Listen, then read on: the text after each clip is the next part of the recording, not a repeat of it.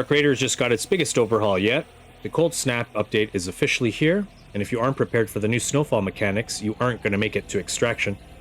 Today I'm going to be breaking down everything in the new patch, from how to handle frostbite invisibility to the best way to farm the new Goalie Raider deck. Here's everything that's changed in patch 1.7.0, as well as some hidden updates that weren't listed in the patch notes. For the first time, players can choose to retire their raider through a seasonal reset called the Expedition Project. We've talked about this in a couple of videos already, but essentially the Expedition allows you to wipe your character, resetting your level, blueprints, and quests and currency, and you get some rewards. So if we look at this screen here on my Expedition, I finished the Expedition. I haven't signed up yet, but if we look at the left here, we can gain the 2 cosmetics. We got the Scrappy Janitor Cap on the top left, and then we also have the Raider Patchwork Outfit as well. It's a cosmetic that you earn that's permanent. You gain 12 stash slots, and that's another permanent increase.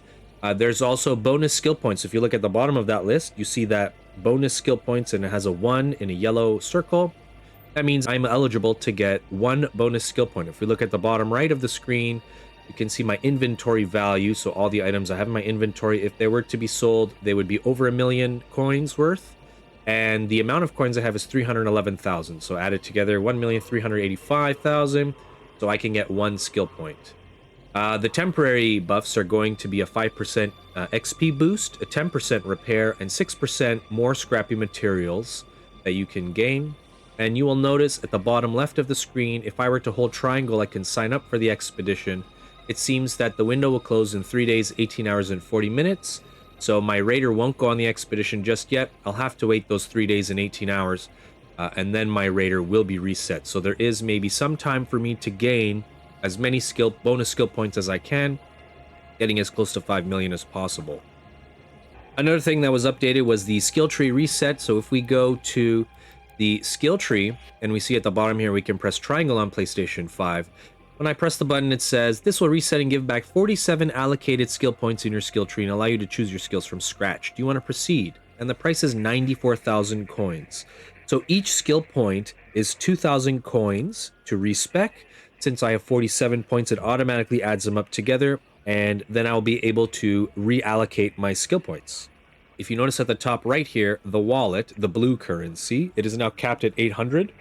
So every time you earn some blue currency, you got to make sure to look up there to see if you have room available to get your rewards. Usually we get the blue currency, which is called cred, by completing feats such as damaging a raider with light ammo or shooting a number of arc machines down, and you'll get, usually it's 10 cred per feat. You also gain cred by just going through missions, and depending on how long you're there or how much XP you gain, you'll get an amount of blue cred as well. Another update is the blueprint migration. So if we go to the workshop and press triangle again on PlayStation 5, we can see all of the blueprints that you've achieved. I've only gotten 25. However, the Aphelion blueprint has been moved. It used to drop from the matriarch after killing her, but now it's found as a general drop in Stella Montis. Since we're on the topic of blueprints, we can talk about weapons. So there was weapons and combat balancing. The Patina got a massive buff. The durability was increased, the magazine size was increased by 2, and it has a faster reload. The other gun that was updated was the Rattler, and the Rattler got a base magazine size increase from 10 to 12. Furthermore, melee attacks also knock back lighter arc machines, so there's a slight knockback for melee attacks, which is a nice little bonus. For combat balancing, the dreaded Shredder was reworked with more destructible parts for faster combat entry, but it can no longer have its head shot off to break its AI, so maybe it's a nerf and a buff at the same time. I guess we'll have to see. Now, the main change is the new event called the Flickering Flames. If we look at the top left of the screen, we got 25 days to complete this. And just like the old system, we gain merits. From every 100 XP, we get 1 merit. But you can also gain merits in a different way. If we look at the top left here, I'm on the event tab of Flickering Flames. If we tab over to project, we can now submit items in order to gain merit. So plastic parts, I sent 25 of them in. I got 1,000 merit. My durable cloth, I also submitted those, another 1,000 merit. So those gave me the points in order to unlock the high-tech hiker outfit, some candleberries, which is an important item in this event, and the scanner, which is the little solar panel on the arm there. And I'm working towards getting 10 more candleberries. So if we look at what I've submitted so far, I need 10 more candleberries to achieve that gold currency, and then also move my step to level 2 in the Flickering Flames project. We can also gain candleberries out in the field during the Cold Snap event, so anywhere that you see Cold Snap, so in this case for Dam Battlegrounds we have the Cold Snap, we can go out there and we can harvest candleberries out in the field as well. For those of you who are excited for the new Goalie Raider deck, it is not out yet. It is going to be out on December 26th.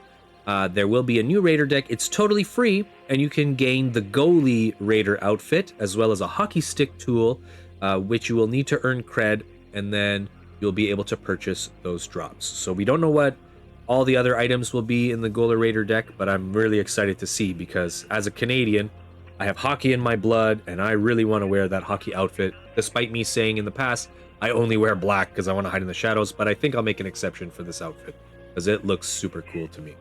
The headline feature is this new dynamic weather condition affecting Dam Battlegrounds, Buried City, Spaceport, and Blue Gate, where we have the frostbite mechanic. As you can see, my raider here is shivering out in the snow.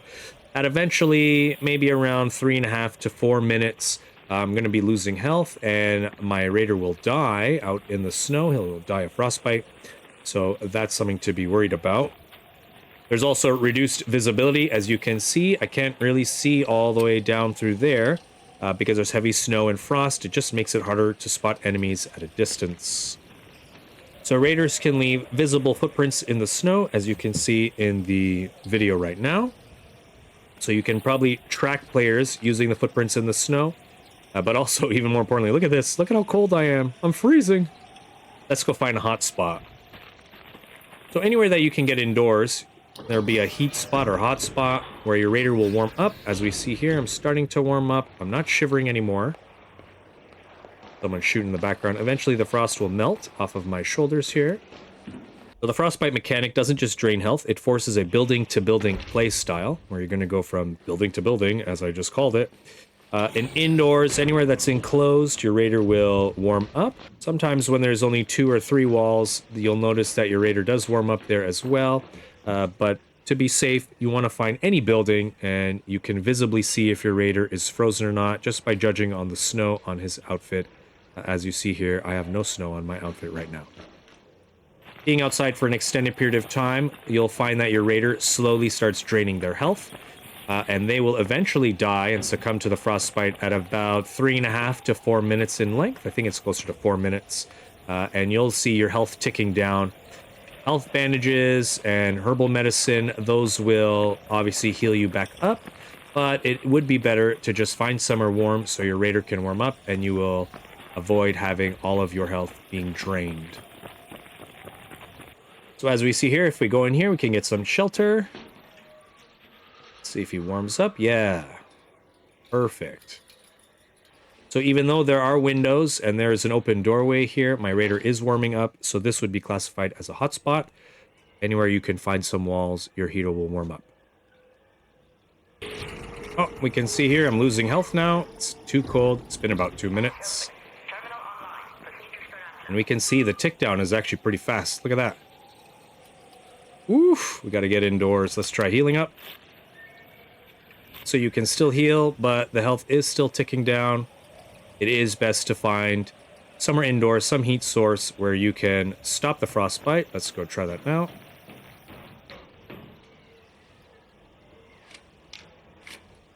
Yeah, I'm warmed up now. Let's go back outside. So just staying in there. Oh, look at that. Still losing health, even though I just came back from inside. I guess you gotta warm up and see if the snow physically gets melted off. Let's take a look. Let's heal up in the meantime.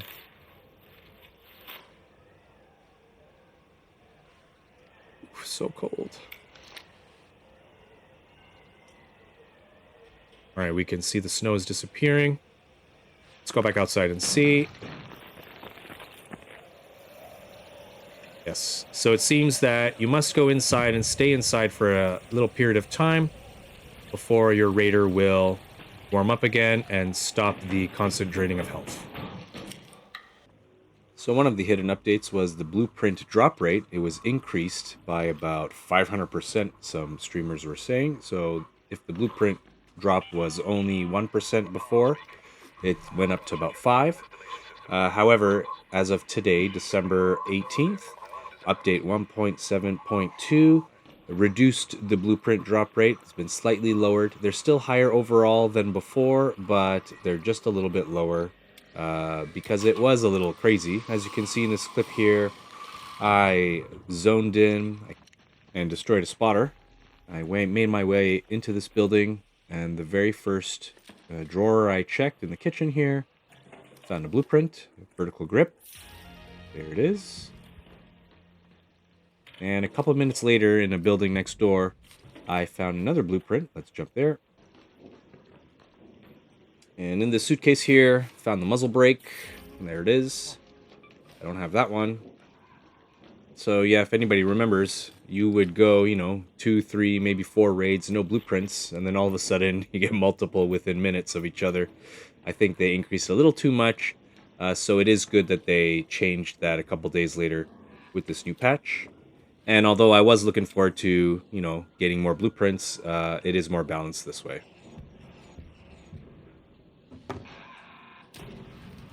A little sneaker. So far, 2 days later, this is a great update. The cold snap is an interesting feature.